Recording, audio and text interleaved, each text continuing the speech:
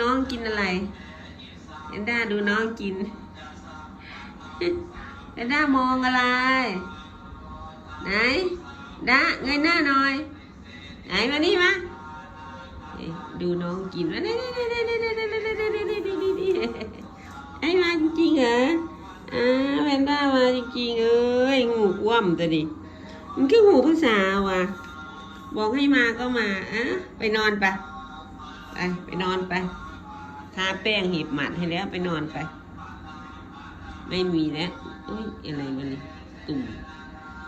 ตุ่มไหมนี่ตุ่มมันกัดมันก็เป็นตุ่มเลยดูคันไหมไปนอนไปนอนเด้อไปเอาพูดรู้ภาษาตัวนี้นอนลูกนอนเร็วนอนดิล่ะนอนเป็นหน้านอนเอาเล่นนอนนอนเล่นนี่อย่าคู่กันทีละนอน